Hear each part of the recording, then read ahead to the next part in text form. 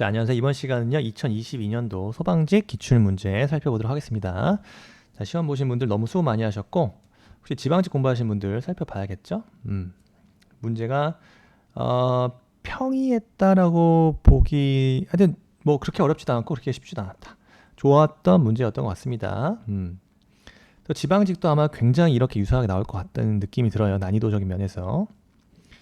상대적으로 국가직이 너무 어렵기 때문에, 지방직도 그렇게까지 어렵게 나오진 않을 건데 지금 딱 요 소방직 요 행정법 총론 기출문제 정도는 요 정도의 난이도가 나오지 않겠나 생각이 듭니다. 자, 1번 지방자치단체 소속 공무원이 지방자치단체 고유의 자치사무입니다. 처리하면서 위반 행위를 했다 이거죠.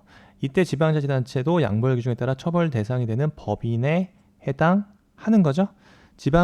자치사무자치는 지방자치단체의 고유의 자치사무를 처리하는 경우이기 때문에 뭐와 구별해라? 기관이임사무와 구별하자. 그래서 자치사무인 경우에는 국가기관과는 별도의 독립한 공법인으로서 양벌 규정에 따라 처벌 대상이 된다. 그죠? 그래서 기관이임사무인 경우에는 지방자치단체가 곧 뭐가 되는 거죠? 국가기관의 일부가 되긴 된다. 그래서 기관이임과 구별하자. 기관이임인 경우에는 지방자치단체가 곧 국가기관이 되기 때문에 국가기관의 일부가 되기 때문에 그죠? 기관이임 사무인 경우에는 양벌 규정에 따른 처벌 대상이 된다. 그 지자체는 양벌 규정에 따른 처벌 대상이 되지 않는다 이거죠. 언제? 고유한 자치사무일 때 양벌 규정에 처벌이 되는 법인에 해당되는 겁니다. 요거 맞는 지문.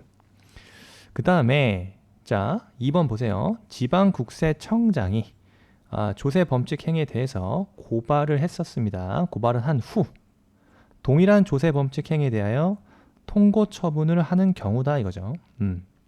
그래서 자 지방국세청장인과 뭐 세무서장이 그죠? 즉시 고발했다. 그죠? 통고 처분 없이 즉시 고발을 하게 되면은 어떻게 되는 겁니까? 조세 범칙 사건 조사 처분 절차는 종료된다. 그럼 어떻게 되죠? 곧바로 형사 절차로 이행되는 거죠. 형사 절차로 넘어간다 이거예요. 그러면 더 이상 조세 범칙 행위에 대해서 통고 처분 권한 자체가 소멸되는 겁니다. 그 다음에 지금 2번 같은 지금 보시면 그 지방국세청장이 조세 범칙 행위에 대해서 고발한 후, 그죠? 고발한 후에요. 동일한 조세 범칙에 대해서 통고 처분을 하게 되면 뭐예요? 권한 이미 소멸됐다 이거죠. 이 통고 처분할 권한 자체는 소멸돼버린 후죠. 그래서 권한 소멸 후에 이루어진 것이기 때문에 효력 자체가 없다 이거죠. 따라서 조세 범칙 행위자가 이를 이행했다 하더라도 뭐에 반하지 않는다? 일사부재리 원칙에 반하지 않는다. 일사부재리 원칙이 적용되지 않는다는 겁니다. 그래서 이번 지문 맞는 지문이다 이거죠. 그 다음 3번 3번 지문 경찰서장이 범칙 행위에 대해서 통고 처분을 하더라도 통고 처분에 정한 납부 기간까지는 검사가 공소를 제기할 수 있나요? 그렇지 않다. 그래서 이거 틀렸죠. 그래서 경범죄 처벌법상의 이 범칙금 제도요. 범칙금 제도는 자 법칙 행위에 대해서 형사 절차에 앞서서 그 경찰서장의 통고 처분에 따라 범칙금을 납부할 경우 기소하지 않는 처벌의 특례가 있다 이거예요. 그래서 검사가 공소를 제기할 수 없습니다. 그래서 경찰서장이 범칙 행위에 대해서 일단 통고 처분을 한 이상 그 범칙자의 절차적 지위를 보장하기 위해 통고 처분에서 정한 범칙금 납부 기간까지 경찰서장 자체는 뭐 할 수 없죠? 즉결 심판도 할 수 없고 그 검사죠. 검사도 동일한 범칙 행위에 대해서 공소를 제기할 수 없다 이겁니다. 요거 최신 판례고요. 3번 지문이 틀린 지문이었다. 그죠? 정답 3번이고요. 4번 하나의 행위가 둘 이상의 질서 위반 행위에 가담했다. 그죠? 요거 상상적 경합이다. 하나의 행위가 둘 이상의 질서 위반 행위에 해당했다. 그러니까 우리 질서 위반 행위 규제법은 이 형사법의 이 상상적 경합에 대한 원리를 가져오고 있다. 따라서 각 질서 위반 행위에 대해서 정한 과태료 중 가장 중한 과태료가 부과되는 겁니다. 그렇습니다. 그래서 4번 지문 옳은 지문 되겠습니다. 그 다음 문제 봐야겠죠? 예, 그 다음 문제 2번 개인정보보호법상의 개인정보 보호 제도에 대해서 옳은 걸 골라라. 그죠? 제가 수업 시간에도 누누이 말씀드린 게 가명 정보, 그죠? 가명 정보, 가명 처리에 대해서 나올 것이다. 고 누구나 가르치는 학원 강사라면 누구나 찍었고 역시 이번 시험에도 1번 지문에서 바로 나왔네요. 자, 옳은 거 올라라 했죠? 옳은 거. 1번 지문 보세요. 자, 살아있는 개인에 관하여 알아볼 수 있는 정보라도 가명 처리를 하면서 원래의 상태로 복원하기 위한 추가 정보의 사용 결합 없이는 특정 개인을 알아볼 수 없게 된 정보를 뭐라 그런다? 가명 정보라고 한다. 이 가명 정보도 개인 정보에 포함시키고 있죠? 포함시킨다. 그래서 자, 가명 처리가 뭐다? 개인 정보의 일부를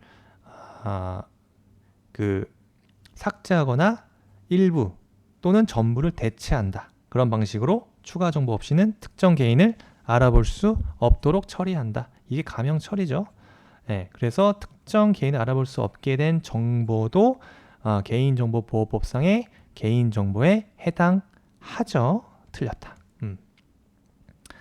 그 다음에 개인정보보호위원회. 이거 제가 강조드렸던 지문입니다. 뭐다? 소속이 어디죠 이제? 개인정보보호위원회는 어디 소속? 행안부 장관이 아니라 이제 어디로? 대통령 직속 기관이 아니라 어디? 국무총리 소속이죠. 국무총리 소속이에요. 요거 제가 몇 차례 강조드렸죠? 요거 2번 지문. 3번 개인정보가 자신의 개인정보에 대한 열람을 공공기관에 요구하고자 할 때에는 공공기관에 직접 열람을 요구하거나 그죠? 대통령령으로 정하는 바에 따라서 개인정보보호위원회를 통해서 열람을 요구할 수 있다. 그죠? 개인정보보호법 제35조 1항과 2항 내용입니다. 그래서 정보 주체는 개인정보 처리자가 처리하는 자신의 개인정보에 대해서 열람을 개인정보 처리자에게 요구 가능하고요. 그 다음 4번 지문. 그래서 3번 지문이 옳은 지문입니다. 4번 지문. 개인정보 처리자는 당초 수집 목적과 합리적으로 관련된 범위에서 정보 주체에게 불이익이 발생했다. 네. 발생한 경우, 발생하는지 여부, 암호화 등 안전성 확보에 필요한 조치를 하였는지 여부 등을 고려하더라도 정보 주체의 동의 없이는 개인정보를 제3자에 제공할 수 없습니까? 그렇지 않다. 즉 개인정보보호법 제17조죠. 그래서 개인정보 처리자가 당초 수집 목적과 합리적으로 관련된 범위에서 정보 주체에게 불이익이 발생하는지 암호 등 안전성 확보에 필요한지 그러한 확보에 필요한 조치를 하였는지 여부 등을 고려해서 정보 주체의 동의 없이도 그죠? 개인정보를 제공할 수 있습니다. 네, 틀렸고요. 그죠? 이런 것들. 그 다음에 부관 나왔습니다. 부관. 자, 부관에 대해서 살펴보도록 하죠. 자, 행정행위 부관에 대해서 옳은 걸 골라라 그랬어요. 옳은 거. 자, 문제를 보겠습니다. 자, 1번 수익적 행정 처분에 있어서 여기 펜을 바꾸고요. 있어서는 법령에 특별한 규정이 있는 경우에 하나여 부관을 붙일 수 있는 게 아니죠. 자, 수익적 행정행위는 자, 법령에 특별한 근거 규정이 없이도 부관으로 부담을 붙일 수 있다. 다만 무슨 제한이 있죠? 비례 원칙, 부당 결부, 금지 원칙에 위배되지 않아야 되죠. 붙일 수 하나여가 틀렸죠? 근거 규정이 있는 경우에 하나지 않는다. 1번 틀렸고요. 그 다음 행정처분에 붙인 부관인 부담이죠. 부담이 무효가 되면 그 부담의 이행으로 인한 사법상의 법률행위도 당연 무효다. 그렇지 않다. 2번 지문도요.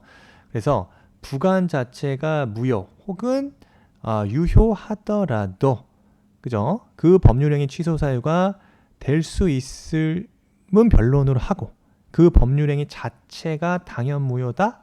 당연무효가 되는 게 아닙니다. 요 판례.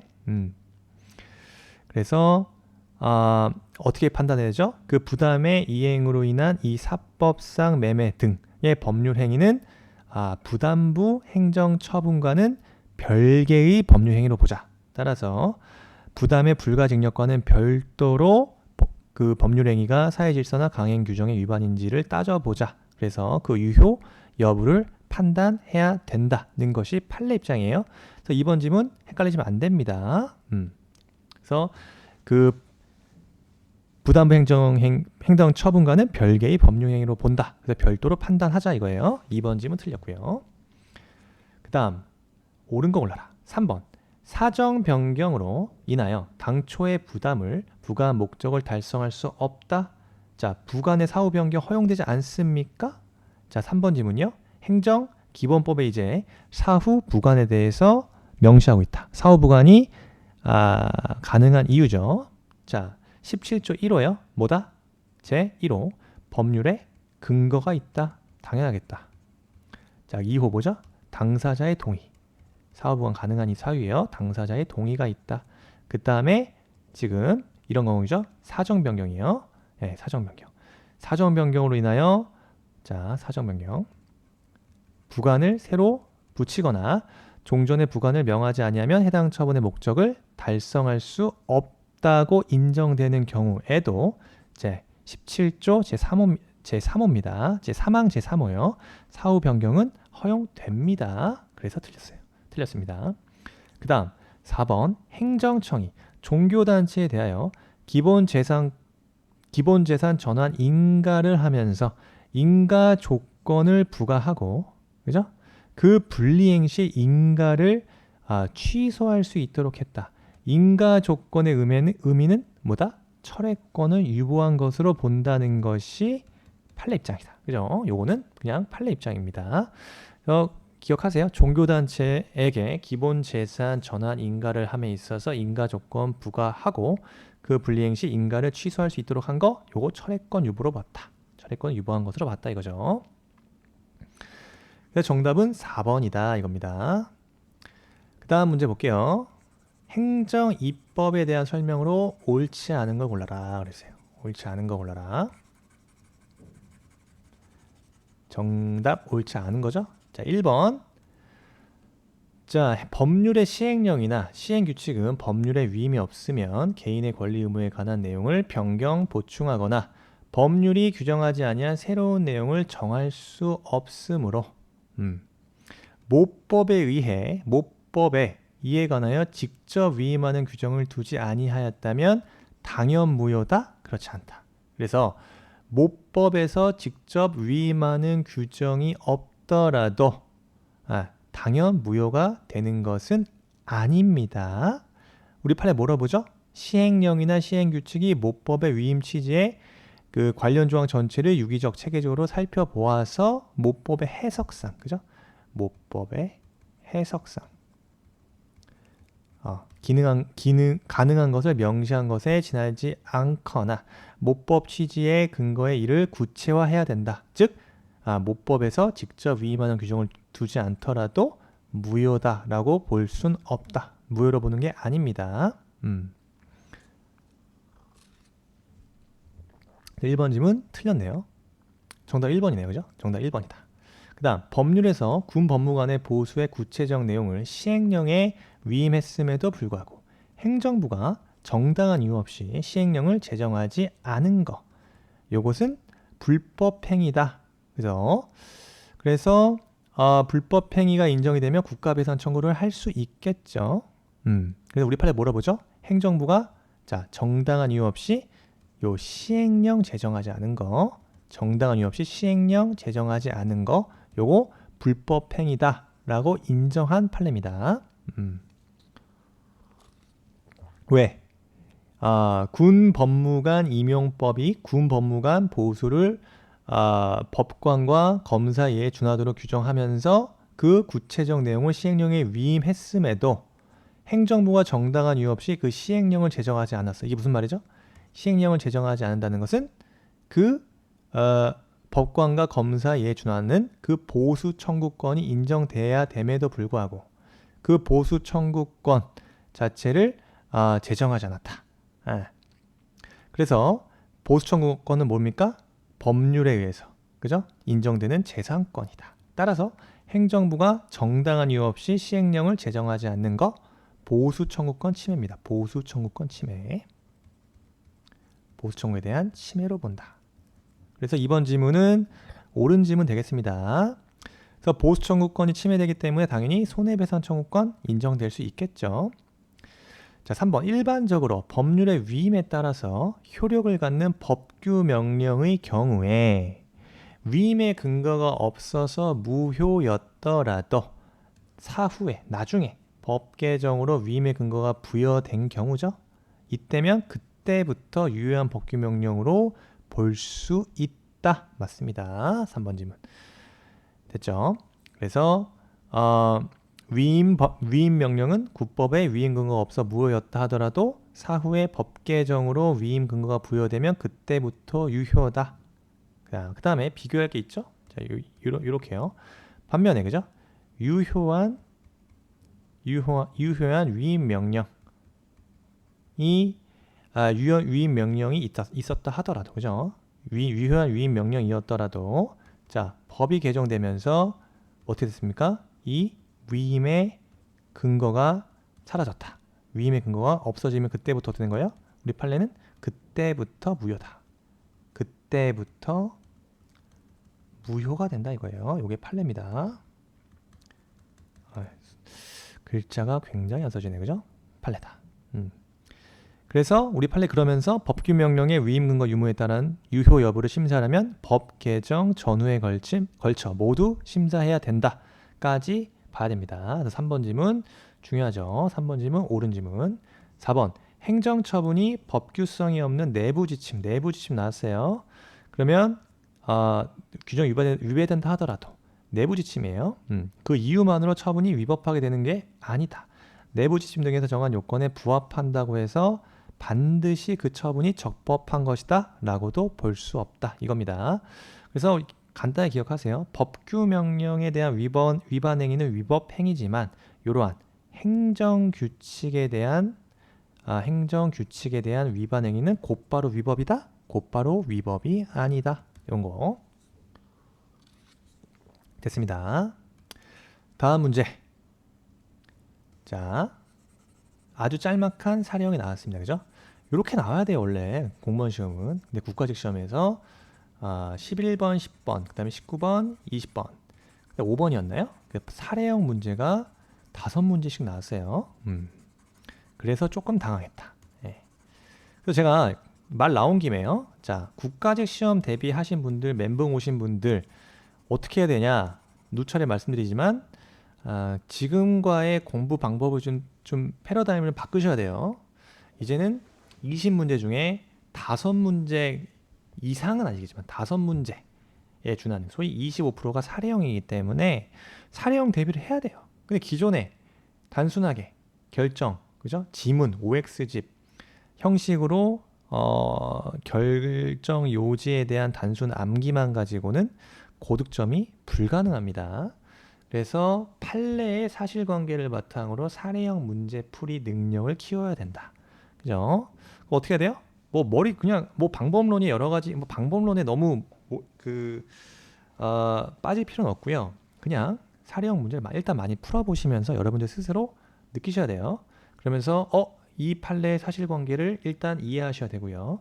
그 사실관계 바탕으로 쟁점이 되는 것들이 이거는 판례가 이렇게 판단했지를 예측하면서 OX를 풀어내셔야 된다 이겁니다. 자, 보세요. 신문사 기자 갑은 A광역시가 보유 관리하고 있습니다. A광역시가 보유 관리하고 있던 시의원 을과 관련이 있는 정보를 사본이에요. 사본 교부의 방법으로 공개해달라. 자, 공개 방식을 정했죠? 사본으로 해달라. 그럼 사본으로 해야 되는 거죠. 이에 대한 설명으로 옳지 않은 거 골라라 그랬습니다. 자, 그 다음에 자, 1번 좀 볼까요? 정보 공개 청구권자가 선택한 공개 방법에 따라 정보를 공개해야 된다. 그죠? 그래서 어떻게 공개하라 그랬죠? 그 을과 관련인 정보를 사본의 교부의 방식으로 공개해달라. 그래서 원칙적으로 A광역시는 사본 교부가 아닌 열람의 방법으로 공개할 수 없는 겁니다. 예. 그래서 이런 경우에는 자, 사본으로 혹은 다른 방식, 뭐 출력물 교부의 방법으로 공개 방법을 선택하면서 정보 공개를 청구했다. 그럼 어떻게 되는 거예요? 사본 방식으로. 사본 방식으로 해당되지 않는 한 그 공개 방법에 따라야 된다. 그래서 사본으로 교부를 했을 때 소위 제한될 수 있는 사유 등이 발생되지 않는 한 공개 방법에 따라야 되는 거예요. 따라서 선택 공개 방법을 다른 공개 방법을 선택할 재량권이 없다. 있습니다. 그래서 1번 질문 맞는 질문이에요. 자, 2번. 을의 비공개 요청이 있다. 그러면 어떻게 돼요? A광역시는 공개를 하여서는 아니 되고 만일 공개하였다면 을에 대한 손해배상 책임을 지게 됩니까? 을의 비공개 요청이 있는 경우라 하더라도 공개할 수 있죠. 네, 공개할 수 있습니다. 자, 그래서 공공기관이 비공개 요청이 있음에도 불구하고 공개 결정 할 수 있습니다. 그러면 보세요. 공개를 하면서 내가 공개를 결정한 그 이유와 실시일 등을 밝혀라. 그래서 통지, 문서로서 통지해라 이겁니다. 그러면 제3자는 공공기관에 문서로 이의 신청하면 되겠죠? 자, 통지를 받은 제3자는 이의 신청을 하거나 공공기관에 이의 신청을 하거나 행정심판이나 행정소송을 제기할 수 있다. 그 다음에 이 제3자 이의 신청이요. 통지를 받은 날로부터 문서로 통지한다 그랬죠? 제3자가 통지를 받은 날로부터 며칠? 7일 이내에 해라 이겁니다. 그래서 공공기관에 문서로 이의 신청할 수 있다. 이거. 그리고 행정심판, 행정소송 제기할 수 있다. 그래서 비공개를 하여서는 아니 된다. 이거 틀린 지문입니다. 그래서 2번 지문이 그렇죠? 어렵지 않았던 사례죠. 네, 이렇게 연습하시면 돼요. 을의 의견을 듣고 A광역시가 공개를 거부했다. 거부했어요. 자, 공공기관 정보공개에 관한 법률상에 이러한 정보공개 청구요. 모든 국민이 할 수 있다. 그죠? 그래서 정보공개 청구권은 그 공공기관 정보공개에 관한 법률상 보호되는 구체적인 권리에 해당한다. 그런데 거부했어요. 거부당하면 이러한 정보 공개를 청구했다가 거부 처분 받은 것 자체가 뭡니까? 법률상 이익의 침해로 본다. 그래서 갑과 을 사이에 아무런 법률상 이해관계가 없다 할지라도 갑은 신문기자잖아요. 신문사 갑은 A광역시의 거부에 대해서 항고소송으로 다툴 수 있는 겁니다. 그래서 3번 질문. 왜? 정보공개 청구했다가 거부 처분거 받은 자체가 법률상 이익의 침해다. 따라서 요거 공익을 목적으로 그죠? 공익을 목적으로 그 정보를 공개하는 거 이런 거라면 항고소송으로 다툴 수 있는 거예요. 꼭 기억하셔야 되고 3번 질문도 2022년 국가직시험 관련해서 나왔죠? 꼭 개인 구체적인 이익이 아니라 그죠? 공익을 위해서 이것도 신문 기자잖아요. 기자. 공익을 위해서 그 거부에 대해서 취소소송, 항고소송 등으로 다툴 수 있다. 그 다음에 4번 질문. A광역시가 공공기관 정보공개에 관한 법률상 비공개 대상 정보임을 이유로 비공개 결정을 했습니다. 비공개 결정을 한 경우 A광역시는 당초 처분의 근거로 삼은 사유와 기본적 사실관계 나오죠? 기본적 사실관계가 인정되는 한도 내에서 항고소송에서 다른 공개 거부 사유를 추가 변경할 수 있다. 맞습니다. 그래서 처분 사유의 추가 변경이요. 그래서 기본적 사실관계 동일성이 있다. 제한적 인정되는 겁니다. 이는 왜 그러죠? 소송 경제와 원고의 방어권을 조화하기 위해서다. 그래서 기본적 사실관계의 동일성이 인정되는 그 한도 내에서 처분 사유의 추가 변경이 가능하다. 맞죠? 4번 질문 맞는 질문이다. 정답 2번 되겠습니다. 자, 다음 문제 볼게요. 행정심판법 단독 문제가 나왔습니다. 자, 어떻게 나나 볼게요. 행정심판법에 대한 설명으로 옳지 않은 걸 고르시오 그랬어요. 1번 청구인이 잘못 지정한 경우 뭐한다? 경정할 수 있다. 청구인이 피청구인을 잘못 지정했다? 예. 위원회의 직권 또는 신청이에요. 위원회의 직권이나 당사자의 신청으로 결정으로써 자, 피청구인을 경정할 수 있다. 맞고요. 2번 행정심판위원회는요. 심판 청구의 대상이 되는 처분보다 청구인에게 불리한 재결을 못하죠. 그래서 행정심판법상에 관련된 자 그러니까 불이익 변경 금지 원칙입니다. 요 규정돼 있고요. 그래서 불리한 재결을 할 수 없다.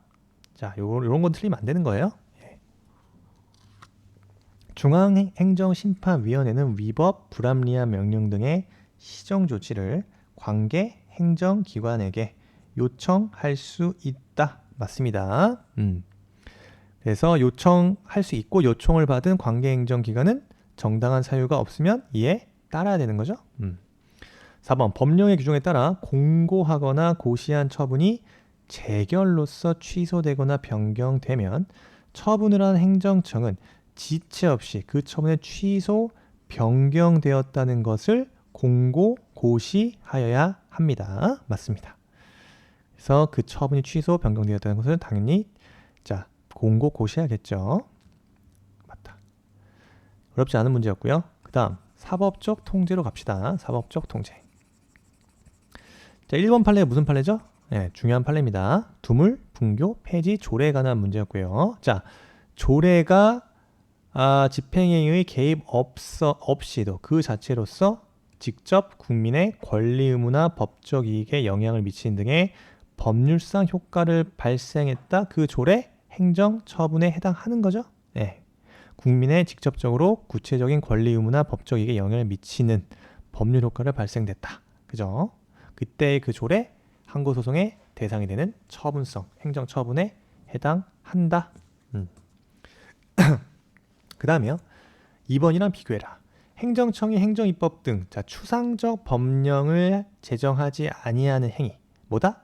소위 입법 부작위죠. 네. 이러한 입법 부작위는 뭡니까? 그 자체로 국민의 구체적인 권리 의무에 직접적인 변동을 초래하지 않는다. 따라서 뭐다? 행정소송의 대상이 아니다. 이겁니다. 그딴 항고소송 대상이 되지 않죠. 그래서 뭐죠? 2번이 정답입니다. 3번. 어떠한 처분의 근거나 법적인 효과가 행정규칙에 규정되어 있다 하더라도 그 처분이 상대방의 권리 의무에 직접적인 영향을 미치는 행위라면 항고소송의 대상이 되는 행정처분에 해당한다. 맞죠? 그래서 처분의 근거나 법적 효과가 자, 행정규칙에 규정되어 있다 하더라도 그죠? 그래서 행정규칙에 의한 불문경고 조치 대표적인 예죠. 불문경고 조치요. 이런 게 뭐로 봅니까? 우리 판례 처분성을 인정했다. 왜? 그 처분 자체가 상대방의 권리 의무에 직접적인 영향을 미치는 행위라고 볼 수 있다. 즉 차후에 자, 불문경고 조치는 다른 징계 처분이나 경고를 받게 됐을 때 징계 감경 사유로 사용할 수 있었던 그 표창 공적의 사용 가능성을 소멸시키는 효과가 발생된다. 그래서 그 처분성 인정했습니다. 맞는 지문이고요. 4번. 법령의 규정이 특정 행정기관에게 법령 내용의 구체적 사항을 정하도록 권한을 부여하여 특정 행정기관이 행정규칙을 하였는데 그 행정규칙이 상위법령 위임 범위를 벗어난 경우네요. 네, 이런 경우에는 뭡니까? 위임 범위를 벗어난 고시에 대한 효력? 이거는 대외적 구속력, 즉 위임 범위를 벗어났기 때문에 법규 명령으로서의 그 대외적 구속력을 인정할 수 없다 이거죠. 그래서 원칙은 자, 법령에서 특정 행정기관에 법령 내용을 구체적 사항을 정할 권한을 부여해서 소위 이러한 것이 뭐라 그러죠? 법령 보충적 행정규칙이죠. 그래서 법령을 보충하는 고시, 법령을 보충하는 이러한 고시의 경우에는 형식과 상관없이 법령과 결합하여 뭡니까? 소위 대외적 구속력을 갖는 법규 명령의 효력을 인정할 수 있다. 이게 원칙이죠. 법규 명령 수위 인정된다. 다만 이런 지문처럼 그 행정규칙이 상위 법령 위임 범위를 벗어난 경우라면, 이런 위임을 벗어난 고시의 경우에는 법규 명령으로서의 대외적 구속력을 인정할 수 없다. 그죠? 이 말은 대외적 구속력을 가지는 법규 명령이 인정되지 않는다. 상위 법령이 위임 범위를 벗어난다. 우리 판례 좀 더 구체적으로 해석하죠. 위임 한계를 분명히 했음에도 불구하고 고시에서 그 문헌적 의미의 한계를 일탈하거나, 그죠? 일탈. 그 다음에 위임 규정에서 사용하는 용어의 의미를 벗어나 그 범위를 확장 혹은 범위를 축소함으로써 위임 내용을 구체화하는 단계를 벗어나서 마치 새로운 입법을 한 것으로 평가되는 경우, 새로운 입법을 한 것으로 평가되는 경우입니다. 당연히 이런 경우에는 뭡니까? 법규 명령으로서의 효력이 인정되지 않겠죠. 4번 지문 틀렸다. 2번 지문이 정답입니다. 그 다음 문제요.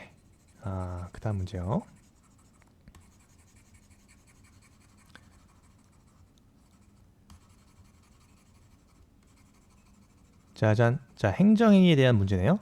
행정행위에 대한 설명으로 옳지 않은 걸 골라라 그랬습니다. 요건 이제 판례가 깔리죠. 이런 문제들은 4개의 지문. 1번. 재량에 의한 행정처분이 재량권의 한계를 벗어난 것이어서 위법하다는 점은 누가 주장 입증 책임이 있죠? 그 처분 효력을 다투는 자. 그 효력을 다투는 자가 주장 입증해야 되고, 처분청이 그 재량권 행사가 정당한 것이었다는 점까지 주장 입증할 필요는 없는 것이다. 맞고요. 2번. 행정청이 제재처분 양정을 하면서 상대방에게 법령에서 정한 임의적 감경 사유가 있다? 그 감경 사유까지 고려하고도 감경하지 않았어요. 개별 처분 기준에서 정한 상한으로 처분을 한 경우에는 뭡니까? 재량권 일탈 남용으로 봅니까? 우리 판례? 요거 임의적 감경 사유입니다. 임의적 감경 사유이기 때문에 감경 사유 고려하지 않고 감경하지 않은 채 개별 처분 기준에서 정한 상한으로 처분을 했다 하더라도 우리 판례는 재량의 일탈 남용으로 단정할 수는 없다고 판시했죠. 그래서 언제 그러면 재량 일탈이 되냐? 감경, 이런 게 일탈인 거예요. 감경 사유 자체를 전혀 고려하지 않았다. 전혀 고려하지 않거나 감경 사유에 해당하지 않는다고 오인하면서, 그죠?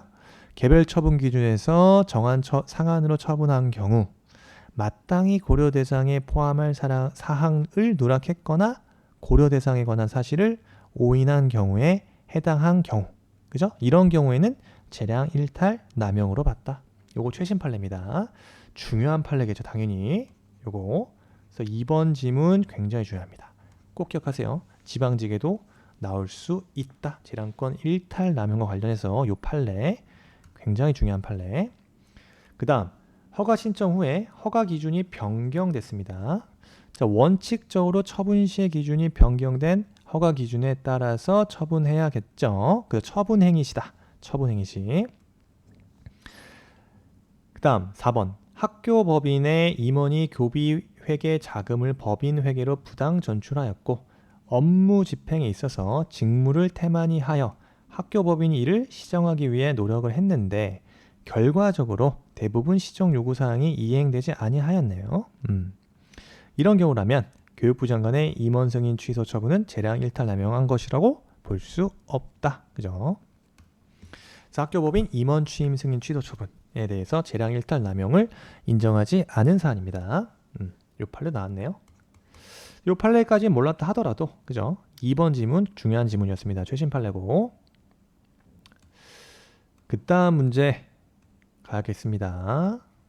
행정기본법 문제. 야, 이거는 그죠? 행정기본법 문제는 뭐 1순위죠. 예, 지방직에서도 행정기본법은 꼭 챙기셔야 됩니다. 관련 조문 어떻게 나왔나 볼게요. 자, 행정기본법에 대한 설명으로 옳지 않은 걸 골라라. 옳지 않은 거예요. 1번. 행정작용은 법률에 위반되어서는 안 되죠? 당연하다. 이게 법치 행정의 원칙이죠. 그 다음에 국민의 권리를 제한하거나 의무를 부과하는 경우 그 밖에 국민 생활에 중요한 영향을 미치는 경우에는 법률 위법 원칙, 그죠? 법률에 근거해야 된다. 그래서 우리 행정기본법 제8조에 이러한 법치 행정의 원칙에 대한 조문을 규정하고 있다. 자, 2번이요. 행정청은 권한 행사의 기회가 있음에도 불구하고 장기간에 걸쳐 권한을 행사하지 아니하여 국민이 그 권한이 행사되지 아니할 것으로 믿을 만한 정당한 사유가 있는 경우 권한을 행사하면 아니 됩니다. 다만 공익이나 제3자 이익을 현저히 해칠 우려가 있는 경우에는 예외로 본다. 맞죠? 행정기본법 제12조에 신뢰보호 원칙을 규정하고 있다. 그 다음 즉시강제 규정이요. 즉시강제는 다른 수단으로는 행정 목적을 달성할 수 없는 경우에만 허용된다. 그다음 이 경우에도 최소한으로 실시돼야 된다 이거죠. 행정기본법 33조였고요. 20자 행정청이 이게 뭡니까? 법률이 정하는 바에 따라 처분의 재량이 있는 경우에도 자 완전히 자동화된 시스템으로 처분할 수 없습니다. 요 조문 20조 내용이요. 행정기본법 20조 소위 자동적 처분입니다. 언제만 완전히 자동화된 시스템 즉 인공, 지능 등 기술을 적용한 시스템 포함한다. 완전 자동화된 시스템이에요. 그래서 이런 처분을 할 수 있는데 법률이 정하는 바에 따라 다만 처분에 재량이 있으면 되겠습니까? 그러하지 아니한다. 예외 규정을 두고 있습니다. 그래서 자동적 처분은 언제만 재량 행위에는 적용되지 않고 재량 행위는 예외로 한다. 그래서 법률이 정하는 바에 따라서 자동화된 시스템으로 처분할 수 있지만 처분에 재량이 있는 거죠. 그래서 언제만 기속행위에만 적용되는 거다.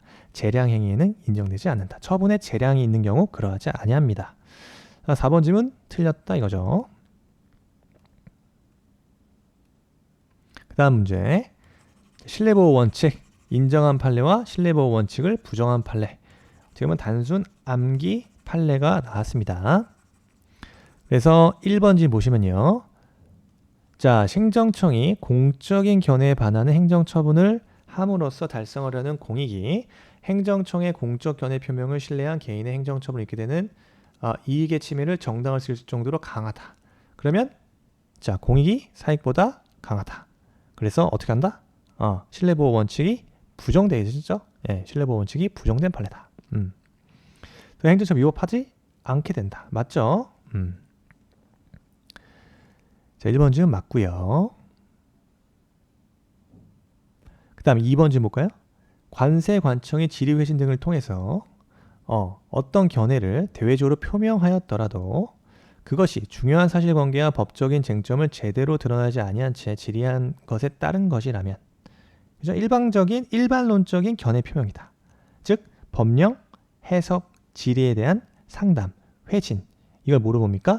공적 견해 표명 요건인 신뢰보호 요건인 선행조치 즉 공적 견해 표명에 해당한다?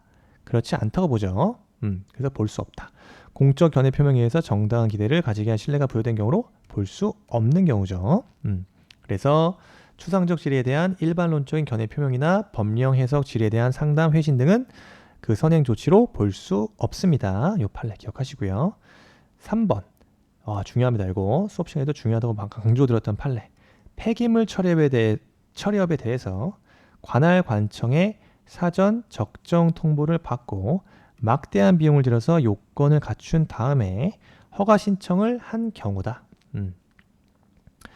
이에 대해서 행정청이 청소업자의 난립으로 효율적으로 청소 업무 수행에 지장이 있다는 이유로 불허가 처분을 하였다 할지라도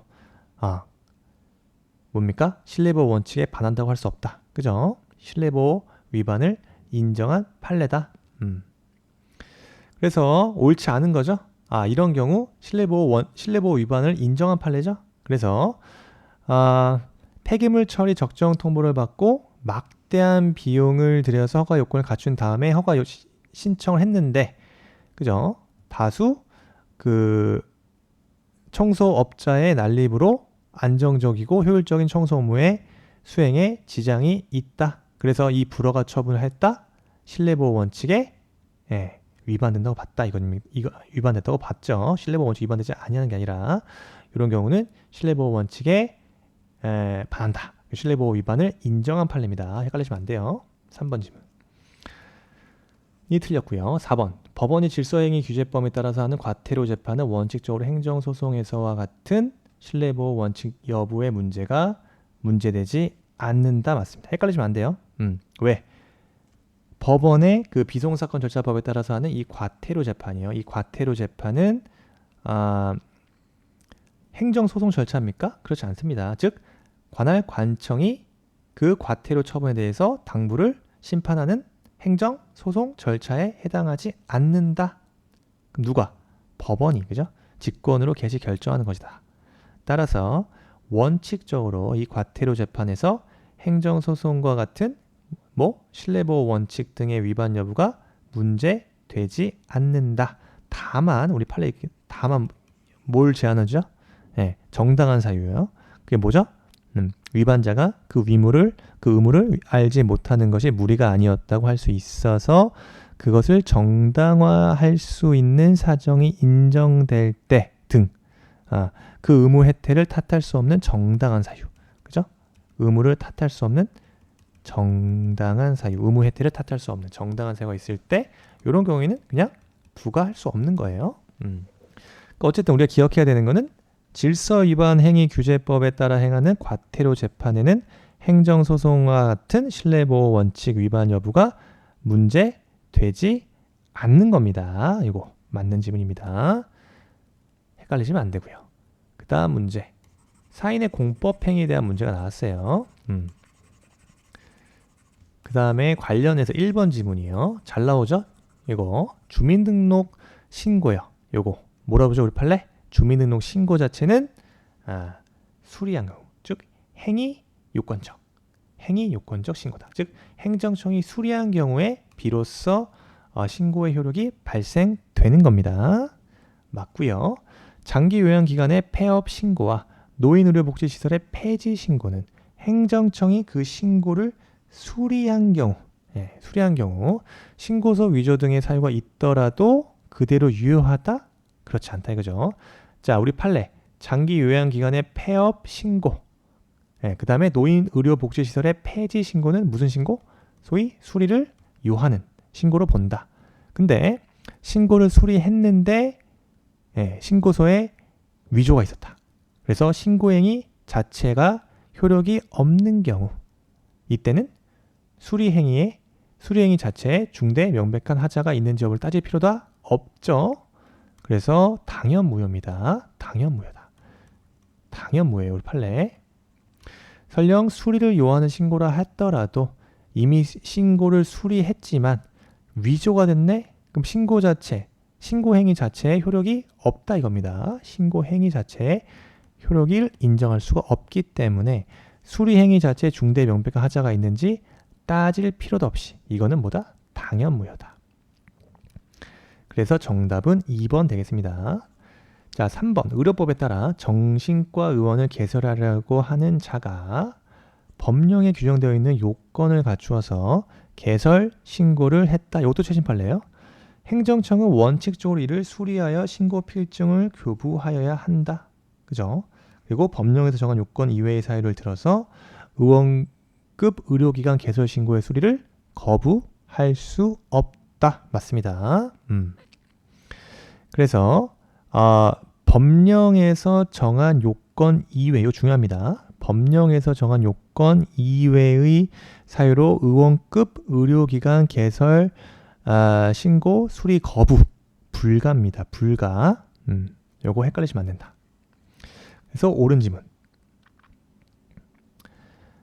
수리 거부 불가다. 그 다음 4번. 가설 건축물 존치 기간을 연장하려는 건축주 등이 법령에 규정되어 있는 제반 서류와 요건을 갖추어서 행정청에 연장 신고를 한 때 행정청은 원칙적으로 수리하여 신고 필증을 교부해야 된다. 그죠?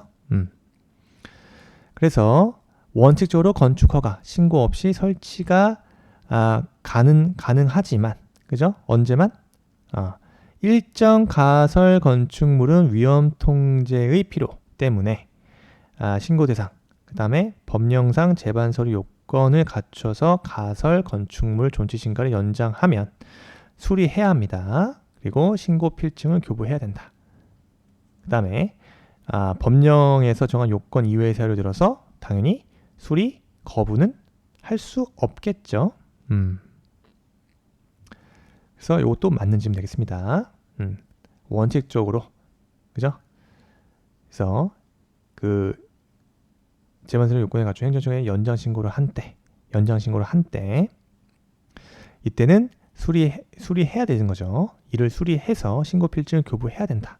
요거 맞는지면 됐고요. 그 다음 문제. 항고소송에 대한 대상이에요. 항고소송에 대한 대상으로 옳지 않은 걸 골라라. 자, 병무청장의 요청에 따라 법무부 장관의 입국 금지 결정이에요. 법무부 장관의 의사가 공식적인 방법으로 외부에 표시되어서 입국 자체를 금지하는 것으로서, 그죠? 그 입국 금지 결정은 항고소송의 대상이 되는 처분에 해당한다. 자, 우리 판례 뭐라 그랬죠? 자, 잘 보세요. 요거 판례, 요것도 최신 판례다. 일단 결론. 법무부 장관, 자, 병무청장 요청에 따른 법무부 장관의 이 입국 금지 결정이에요. 이거 처분성 인정하지 않았습니다. 요거 헷갈리시면 안 됩니다. 왜죠? 그 이유는 뭐다? 장관의 의사가 공식적으로 외부에 표시된 것으로 볼 수 없다. 다만 어떻게? 그 정보를 내부 전산망 중에 하나인 출입국 관리 정보 시스템, 그죠? 요거 판례 이유를 잘 보세요. 출입국 관리 정보 시스템에 입력한 것에 불과하다.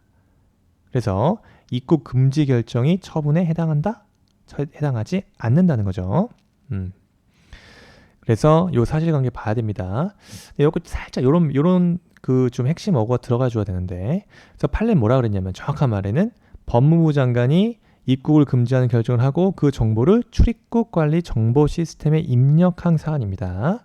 그리고 갑에게 통보하지 않았어요. 이에 대해서 그 출입국 관리 법령에 따라 이 입국 금지 결정 자체에 대한 처분성을 인정할 수 있는지 여부에 대해서 우리 판례 처분성을 인정하지 않았다. 그러면서 이 출입국 관리 정보 시스템에 입력하는 것 자체는 장관의 의사가 공식적인 방법으로 외부에 표시된 것이라고 볼 수 없더라, 이겁니다.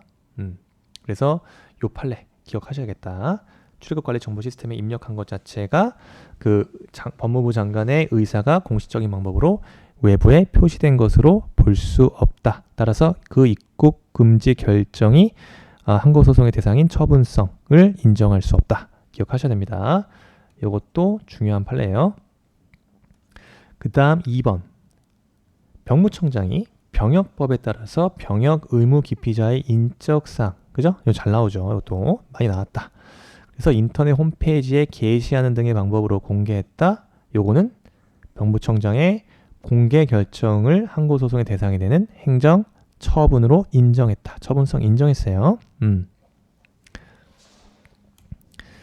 그래서 요 판례는 자주 나왔건 판례. 그 다음 3번. 시장이 감사원으로부터 감사원법에 따라 징계 종류를 정직으로 정한 징계 요구를 받게 되자 감사원의 징계 요구에 대해서 재심의를 청구하면서 감사원의 재심의 청구를 기각한 경우입니다. 그러면 감사원의 징계 요구와 재심의 결정은 항고소송의 대상이 되는 행정처분이다? 그렇지 않다. 처분 아니라고 봤죠. 징계 요구 자체, 우리 판례 징계 요구 자체만으로 뭐다? 징계 요구의 대상 공무원의 권리나 의무에 직접적인 변동을 초래한다? 그렇지 않다. 초래한 것으로는 볼 수 없다. 이겁니다. 3번 지문. 그 다음 4번. 4번 지문. 요것도 그죠? 최신 판례 2020년 최신 판례입니다. 국방전력 발전 업무 훈령에 따른 연구개발 확인서 발급이요. 개발업체가 전력지원체계 연구개발 사업을 성공적으로 수행하면서 군사용 적합 판정을 받고 있는 경우에 따라 사업관리기관이 개발업체에게 수의계약 방식으로 국방조달계약을 체결할 수 있는 지위가 있음을 인정해주는 소위 확인적 행정행위로서 처분에 해당한다. 그래서 확인적 행정행위로서 소위 공권력 행사인 처분으로 봤다. 그래서 이에 대한 연구 개발 확인서 발급 거부 행위는 신청에 따른 처분 발급을 거부하는 거부 처분으로 봤다. 거부 처분에 해당한다고 인정했습니다. 됐죠? 그래서 기억해야 되는 게 뭐죠? 그 수의 계약을 체결하지 않을 예정이다. 그런 이유만으로 연구개발 확인서 발급 거부할 수 있습니까? 발급조차 거부하면 안 된다고 판시했다. 그래서 기억하시면 됩니다. 요것도 최신 판례. 확인적 행정에서 처분에 해당한다. 그래서 연구개발 확인서 발급 거부 행위는 신청에 따른 처분 발급을 거부하는 거부 처분에 해당한다. 까지요. 다음 13번. 행정계획 문제가 또 단독으로 나왔어요. 행정계획이 개인적으로 굉장히 중요한 테마라고 생각합니다. 오늘 현대 행정법 관련해서 그죠? 행정작용의 종합화, 그죠? 광역화 되기 때문에 행정계획은 굉장히 중요한 테마예요. 그래서 옳지 않은 거 1번 행정청은요. 구체적인 행정계획의 위반 결정에 관하여 광범위한 형성의 자유를 갖겠다. 그렇지만 이게 무제한적인 건 아닙니다. 그래서 행정계획에 관련되는 자들 간의 이익을 어떻게? 공익과 사익 사이는 물론 공익 상호간, 사익 상호간에도 정당한 이익 형량이 이루어져야 된다. 비교 형량이 해야 된다는 그런 제한이 따른다는 거예요. 따라서 행정계획을 위반 결정할 때 이러한 이익 형량을 전혀 행사하지 아니하였다. 그러면 행정계획 결정은 재량권 일탈 남용이다. 맞습니다. 그러한 행정계획 결정 형량의 하자가 있어서 위법하다. 형량 하자의 위법이다.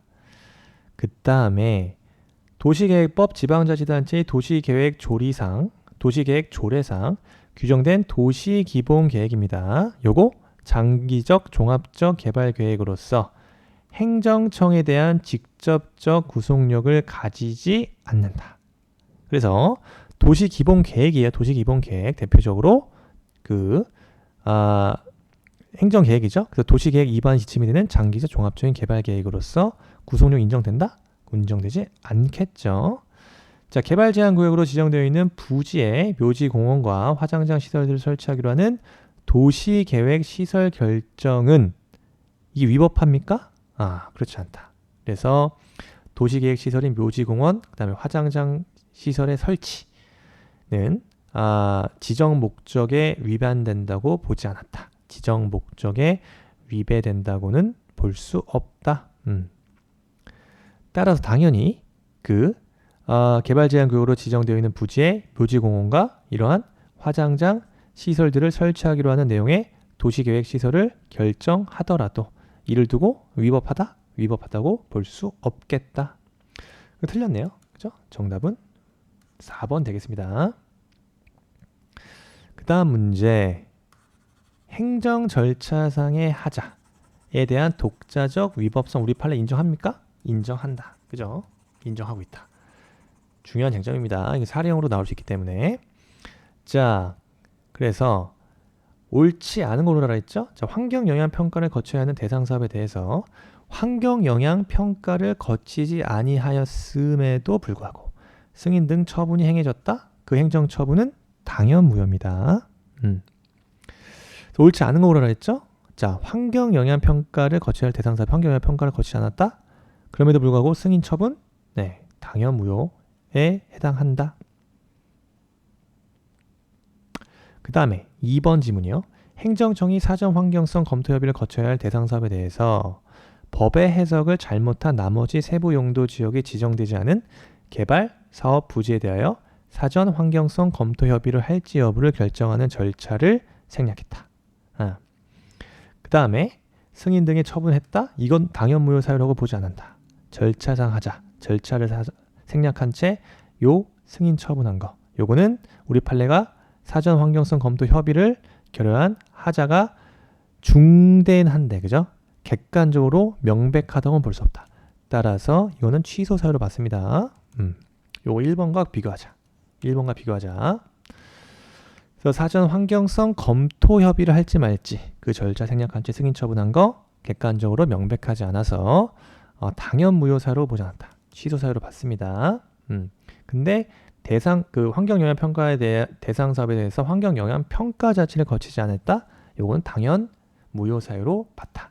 1번과 2번 구별해서 정리하시고요. 그 다음에 환경 영향 평가를 거쳐야 할 대상 사업에 대해서 환경 영향 평가를 거쳤는데 그 내용이 다소 부실해. 다소 부실해. 요거. 그죠? 이때 부실 정도가 마치 환경 영향 평가를 대놓고 하지 않은 것과 같은 정도가 아닌 한 당의 승인 등의 처분이 위법하게 된다? 그렇진 않다 이겁니다. 3번 지문도 맞다. 그래서 이건 뭐다? 재량권 일탈 남용 여부를 판단하는 하나의 요소가 될 뿐이다. 이거예요. 3번 지문. 4번 환경영향평가 대상 지역 밖의 주민이라 하더라도 공유수면 매립 처분 등으로 인해서 처분량과 비교하여 수인한도, 그죠? 수인한도를 넘는 환경 피해를 받거나 받을 우려가 있다. 이에 대해서 입증만 하면 처분 등 무효 확인을 구할 그 소위 원고 적격을 인정받을 수 있는 겁니다. 그죠? 당연히 환경 영향 평가 대상 안에 있는 주민은 그 주민은 개별적 보호되는 직접적 구체적인 이익이 인정이 되는 거예요. 그래서 환경 영향권 내 주민은 그 환경상 이익에 대한 침해 우려가 사실상 추정된다고 본다. 따라서 법률상 보호 이익이 인정되지만 밖의 주민은 원칙적으로 환경상 이익에 대한 침해와 침해 우려가 있다라는 사실을 입증해야만이 원고 적격 인정되는 것입니다. 입증해라 이겁니다. 입증해라. 그 다음에 다만 여기에서도 헷갈리시는 거죠. 단지 영향권 내 건물이나 토지를 소유하거나 환경상 이익을 이런 말들 일시적 향유하는 데 그치는 자 이런 자들은 포함됩니까? 네, 포함되지 않는다. 원고 적격 인정되지 않아요. 이런 경우는. 그 다음 문제 볼게요.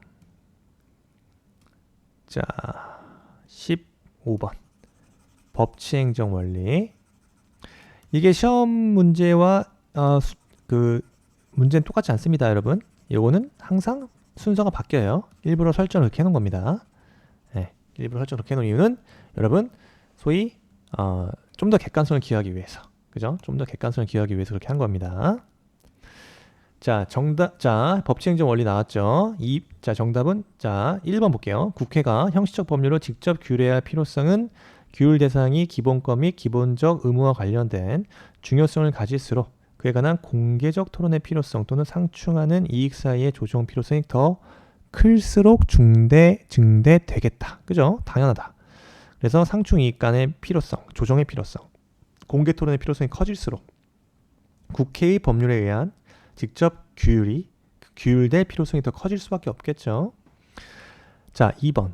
국가계약의 본질적인 내용은 사인 간의 계약과 다를 바가 없어 법령에 특별한 규정이 있는 경우를 제외하고는 사법의 규정 내지 법원리가 그대로 적용되므로 국가와 사인 간의 계약은 국가계약 법령에 따른 요건과 절차를 거치지 않으면 않더라도 유효합니까? 그렇지 않다.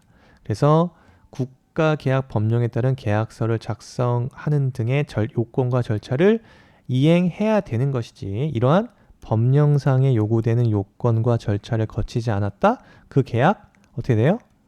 효력 없어요. 그 계약 효력 자체는 발생되지 않는다. 그래서 정답 2번입니다. 요거.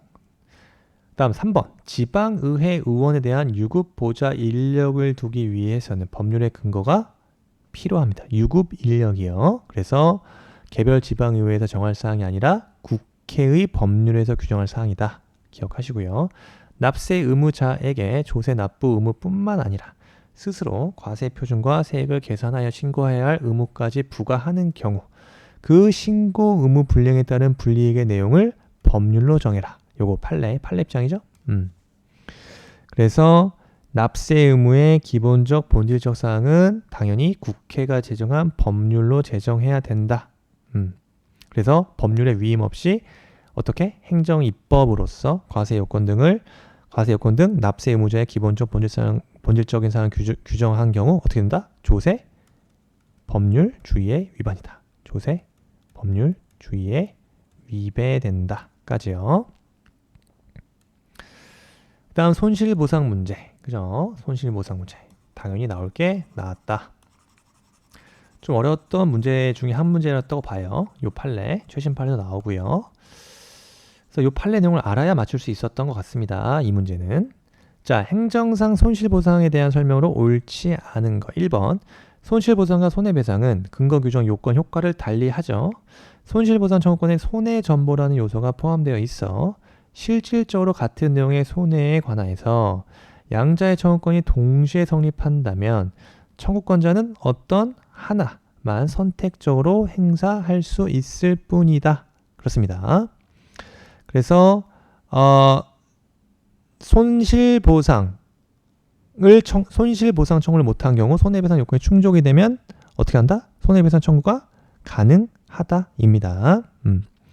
그래서 실질적으로 같은 손해에 이러한 손실보상과 손해배상 양 청구권이 동시에 성립한다 하더라도 하나만 선택적으로 행사할 수 있죠.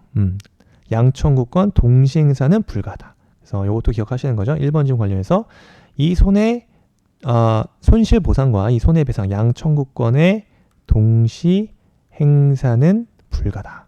동시 행사는 불가한 거예요. 자, 2번 질문 관련해서 공익사업 시행지구 밖에 발생한 간접 손실에 관해서 그 피해자와 사업 시행자 사이에 협의가 이루어지지 아니하고 보상에 관한 명문의 근거 법령이 없는 경우라 하더라도 공익사업의 시행으로 인하여 그러한 손실이 발생한다는 점을 쉽게 예견할 수 있고 그 손실의 범위에도 구체적으로 특정할 수 있다면 손실보상에 관한 관련 규정 등을 유추 적용할 수 있다라고 우리 판시했습니다. 그래서 법령이 없더라도 공공사업 시행으로 인하여 손실이 발생할 것을 쉽게 예견 가능하고 손실 범위도 특정할 수 있다. 그런 경우에는 손실보상에 관해 공공용지 취득 손실보상에 관한 특례법 등의 시행규칙의 관련 규정 등을 유추 적용할 수 있다. 자, 3번 수용재결을 불복하여 취소 소송을 제기한 때 이의신청을 거친 경우에도 이의신청에 대한 재결 자체에 고유한 위법이 없는 한, 그죠? 이의신청에 대한 재결 자체에 고유한 위법이 없는 한 수용재결을 한 중앙토지수용위원회나 지방토지수용위원회를 피고로 해서 수용재결의 취소를 해야 된다 이겁니다. 그러니까 수용재결을 직접적으로 불복해서 취소소송을 제기할 때는 위원회를 대상으로 해라. 수용재결을 한 중앙토지수용위원회나 지방토지수용위원회를 피고로 해라. 맞습니다. 맞죠? 수용재결에 대한 불복인 경우는 그죠? 항고소송으로 다투어야 된다. 그래서 피고는 누가 된다? 중앙토지수용위원회가 되거나 지방토지수용위원회다. 지방토지수용위원회 피고가 된 경우 지방토지수용위원회를 거쳐서 중앙토지수용위원회를 피고로 한다 이겁니다. 됐습니다.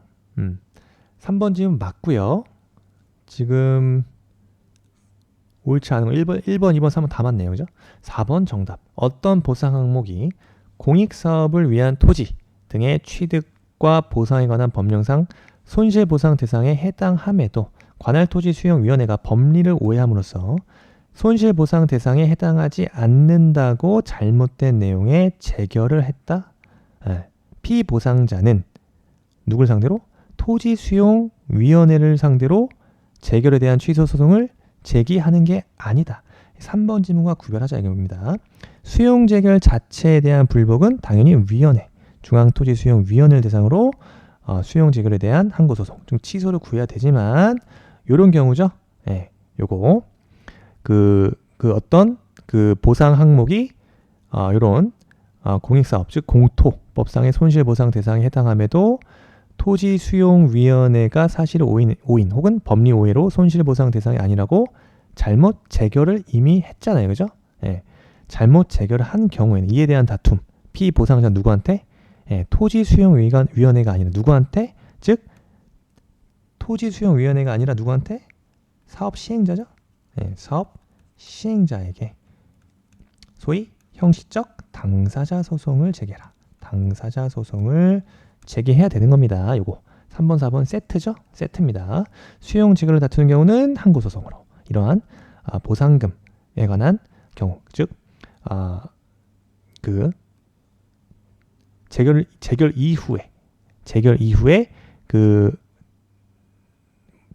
보상금 증감에 관한 소송을 제기할 때는 누굴 상대로? 위원회가 아니라 사업 시행자를 상대로 보상금 증감 소송을 해야 된다. 3번과 4번은 세트입니다. 세트. 그 다음 문제 볼까요? 자, 굉장히 지금 1시간이 넘었네요. 굉장히 20문제가 이렇게 빡셉니다. 그죠? 시험장 그 환경 속에서 정확하게 답을 고른다는 게 얼마나 어려운 겁니까, 여러분?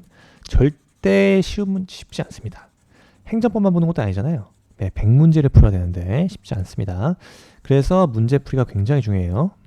하루에도 3세트 이상은 풀어야 됩니다. 이제 시험이 얼마 안 남았기 때문에 3세트 이상은 풀어야 되는 거예요. 좀 무슨 말이죠? 네, 행정법 3세트. 그죠? 행정학 3세트. 그 다음에 뭐 국어, 영어, 한국사. 이거 알아서 하시고요. 어쨌든 행정법과 행정법과 행정학 같은 경우는 한 3세트 이상, 최소 3세트 이상은 매일 푸셔야 됩니다. 쇼터를 통해서 매일 풀어보세요. 뭐 버스에서 푸셔도 되고요. 지하철에서 푸셔도 되고요. 자기 전에도 푸셔도 되고요. 화장실에서 잠깐 짬날 때 보셔도 되고요. 그죠? 모바일 여러분 안 띄워놓고 살잖아요. 저는 핸드폰을 끄세요 이런 말 안 합니다. 핸드폰은 항상 켜놓으시고, 그죠? 쇼터를 통해서 짜투리 시간에 계속 보셔야 되는 거예요. 행정상 손해배상에 대한 설명. 1번 국회의원은 원칙적으로 정치적 책임을 질 뿐이므로 헌법에 따른 구체적 입법 의무를 부담하고 있음에도 입법에 필요한 상당 기간이 경과하도록 고의나 과실로 입법 의무를 이행하지 아니한 경우. 그죠? 그래서 원칙적으로 국회의원은 입법에 관해서 국민 전체에 대한 정치적 책임을 질 뿐이지 국민 개개인의 권리에 대응해 법적 의무를 지는 것은 아니죠. 그런데 언제입니까? 이런 경우죠. 그 헌법에 의해서 구체적 입법 의무를 부담한 경우. 예, 그래서 그런 경우에 그 입법에 필요한 상당 기간이 경과하도록 소위 이런 말들 고의 과실로 입법 의무를 이행하지 않아?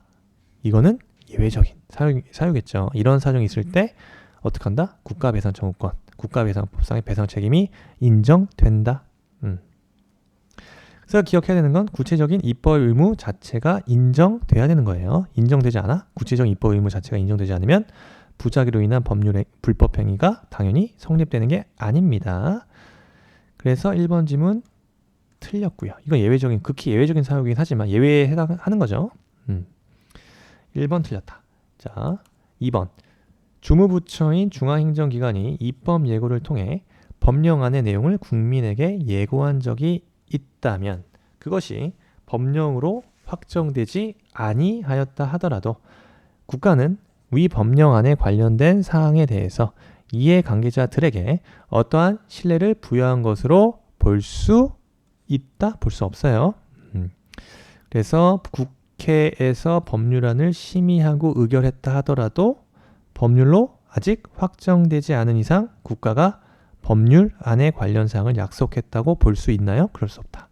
따라서 이런 사정만으로 어떠한 신뢰도 부여했다고 볼 수 없는 겁니다.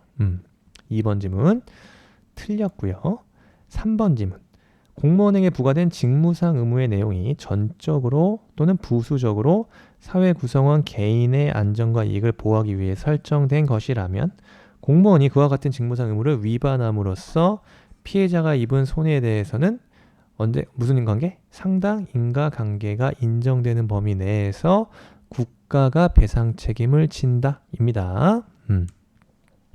상당 인과관계가 인정된다. 그래서 공무원이 그 직무상 의무를 위반해 개인이 입은 손해에 대해서 상당한 인과관계가 인정되는 범위 내에서 국가가 배상 책임을 부담한다. 그래서 우리 기억하자. 사례. 성폭력 범죄를 수사하는 경찰관이 피해자의 인적사항을 누설, 공개했다. 국가 배상 책임 인정되는 겁니다. 그래서 이 경찰관이 이 공개 행위, 요거 피해자가 입은 손해와 상당한 인과관계에 인정한 사안이에요. 3번 지문, 그래서 옳은 지문 되겠습니다. 4번 금융위원회 설치 등에 관한 법률의 입법 취지에서 금융감독원, 금융기관에 대한 검사 감독 의무를 부여한 법령의 목적이 금융상품에 투자한 투자자 개인의 이익을 직접 보호하기 위한 것이라고 할 수 있다. 할 수 있습니까? 틀렸죠. 그래서 이 금융감독원의 금융기관에 대한 검사 감독 의무를 부과한 법령의 목적이 그 금융상품에 투자한 투자자 개개인의 이익을 직접 보호하기 위한 것이라고 볼 수 없다. 따라서 요거 상당 인과관계가 인정된다? 틀렸죠? 틀렸다. 자, 행정행위에 대한 설명으로 옳음을 골라라 그랬어요. 자, 거의 다 봤습니다. 이제 거의 다 봤다. 보고 있다. 자 1번 문제 보겠습니다. 옳은 거 고르라 그랬죠? 옳은 거. 건축물의 건축이 국토계획 및 이용에 관한 법률상 개발행위에 해당한다. 그 건축의 허가권자는 개발행위 허가에 의제되는 건축허가 신청이 국토계획 법령이 정한 개발행위 허가의 기준에 부합하지 아니한다? 그러면 뭐 할 수 있습니까? 거부 가능해요. 거부할 수 있다. 거부할 수 있다. 그래서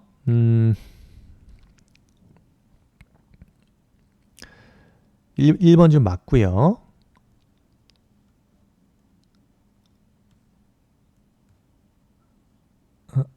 2번 지문. 자, 2번 지문. 주택건설사업계획 승인 처분에 따라 지금 옳은 거 고르라 했죠? 옳은 거.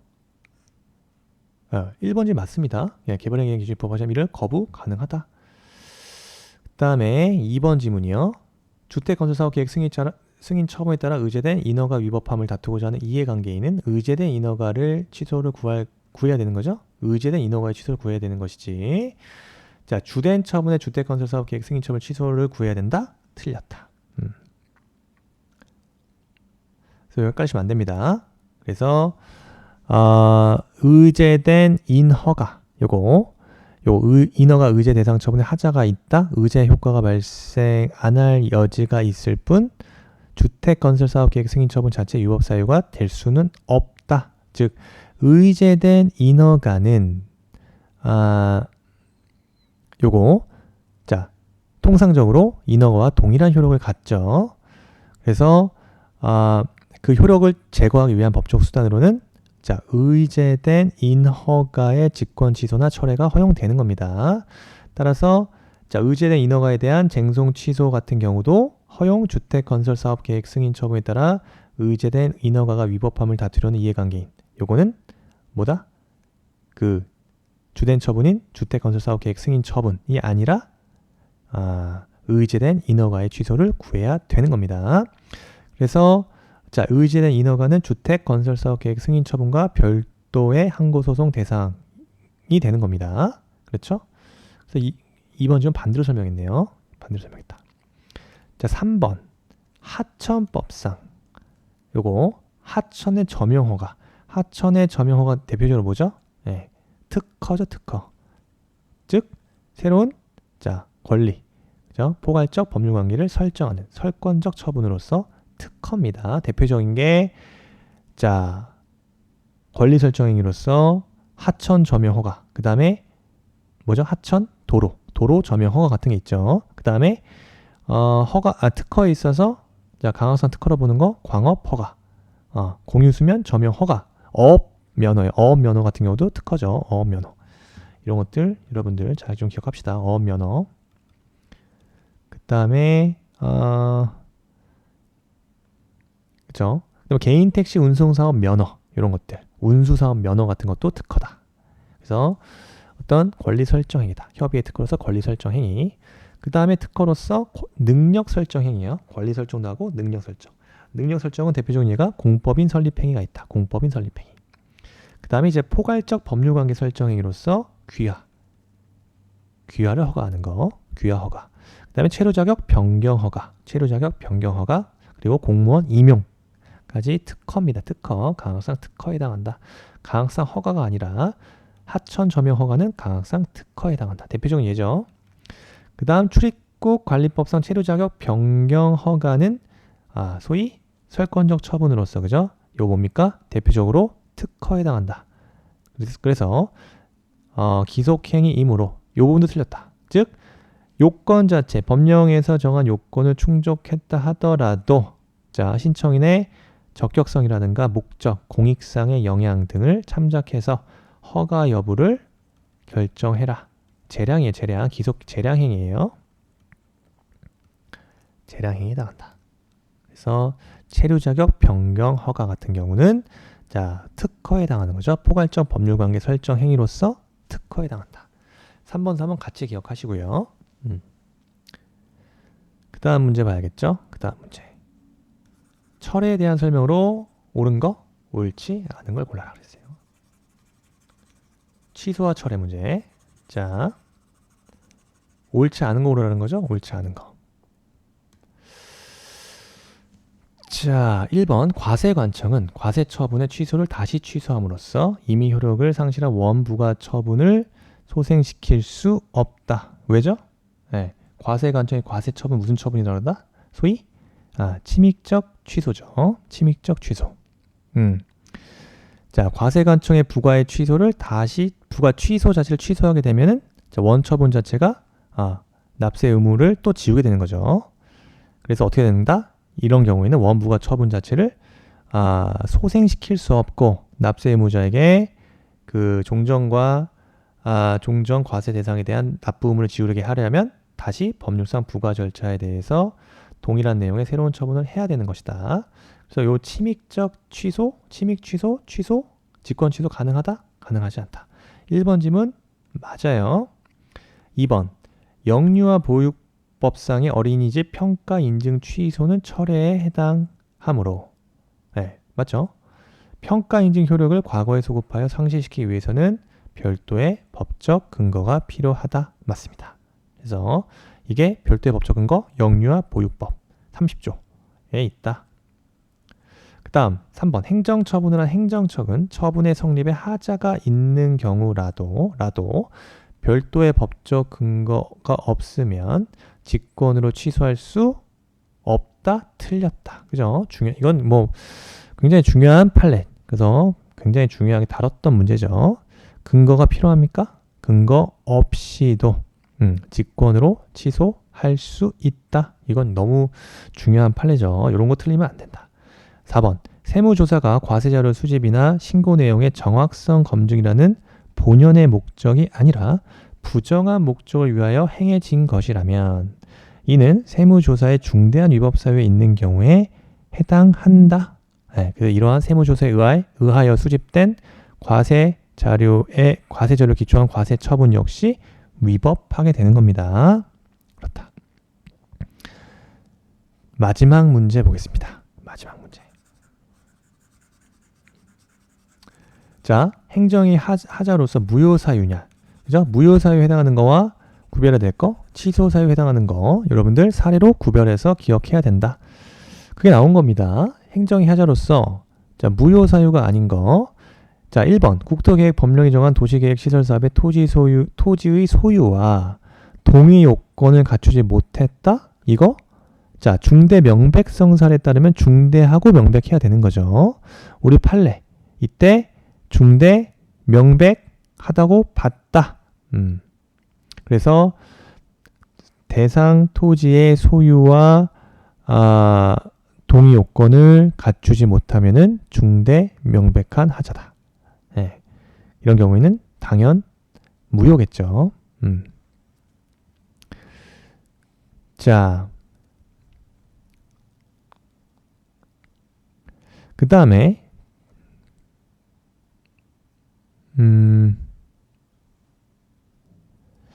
이런 경우, 자, 1번 지문 관련해서 자, 도시계획시설 사업, 자, 4인이 사업 시행자가 도시 군계획 시설 사업의 대상인 토지를 사업 시행 기간 중에 뭐한 경우죠? 비교하자. 제3자 매각한 경우. 요거와 비교하자. 제3자 매각이요. 이건 뭡니까?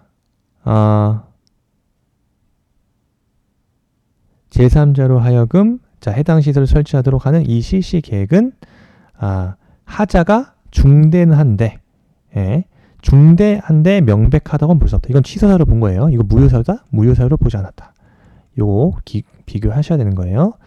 그래서 일단 첫 번째 지문과 관련해서 자, 도시계획 시설 사업의 대상 토지의 소유와 동의 요건을 갖추지 못해. 이거는 중대 명백해서 당연 무효지만 자, 제3자에게 넘긴 경우죠. 예, 그 도시 군 계획 시설 사업의 대상인 토지를 사업 시행 기간 중에 제3자에 매각한 경우.